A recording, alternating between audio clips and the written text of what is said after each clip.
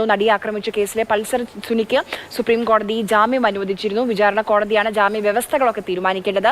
ഇന്നതാ ദൃശ്യങ്ങൾ കാണുന്നു. പൾസർ സുനിയെ കോടതിയിലേക്ക് ഹാജരാക്കിയിട്ടുണ്ട്. ജാമ്യ വ്യവസ്ഥകളിൽ ഇന്ന് തീരുമാനമുണ്ടാകുമെന്നാണ് നമ്മൾ പ്രതീക്ഷിക്കുന്നത്. റിയ വേദി നമുക്കൊപ്പം വിവരങ്ങളുമായി ചേരുന്നുണ്ട്. റിയ, ഈ സുപ്രീം കോടതി ജാമ്യം അനുവദിച്ച ആ ഒരു സമയം മുതൽ എല്ലാവരും ഇങ്ങനെ ഒരു ആകാംക്ഷയോടെ കാത്തിരിക്കുന്നത് മാധ്യമങ്ങളോട് പൾസർ സുനി എന്ത് പറയും, എന്തെങ്കിലും പറയുമോ എന്നുള്ളതാണ്. ഇന്ന് ഏതെങ്കിലും രീതിയിലുള്ള പ്രതികരണം ഉണ്ടായോ പൾസർ സുനിയുടെ ഭാഗത്തു നിന്ന്? എറണാകുളം സബ് ജയിലിൽ നിന്നാണ് പൾസർ സുനി ഇപ്പോൾ കോടതിയിലേക്ക്, പ്രിൻസിപ്പൽ സെഷൻസ് കോടതിയിലേക്ക് എത്തുന്നത്. ഇന്നായിരിക്കും കോടതി ഈ ജാമ്യ വ്യവസ്ഥകളിലടക്കം ഒരു തീരുമാനമെടുക്കുക. പൾസർ സുനിയെ കോടതിയിൽ ഹാജരാക്കിക്കൊണ്ട് സുപ്രീം കോടതിയുടെ നിർദ്ദേശം അനുസരിച്ച് ഇനി ജാമ്യം അനുവദിക്കാനുള്ള നടപടിക്രമങ്ങളാണ് ഇന്ന് കോടതിയിൽ ആരംഭിച്ചിരിക്കുന്നത്.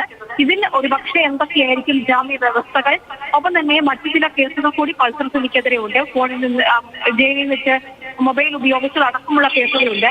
ഈ കേസുകളിലെ ജാമ്യം അടക്കമുള്ള കാര്യങ്ങളിൽ നിന്നൊരു തീരുമാനമുണ്ടാകും. ഏറ്റവും പ്രധാനപ്പെട്ടത് ഏത് തരത്തിലുള്ള വ്യവസ്ഥകളായിരിക്കും ഈ ജാമ്യം അനുവദിക്കുമ്പോൾ അതിൽ കോടതി രേഖപ്പെടുത്തുക എന്നുള്ളതാണ്. എന്തായാലും ജയിലിൽ നിന്ന് ഇറങ്ങുമ്പോൾ പൾസർ സുനി മാധ്യമങ്ങളോട് പ്രതികരിക്കുമോ, ഏതെങ്കിലും തരത്തിലുള്ള പ്രതികരണം നടത്തുമോ തുടങ്ങിയ ഒരു കാര്യങ്ങൾ ശ്രദ്ധിച്ചിരുന്നു.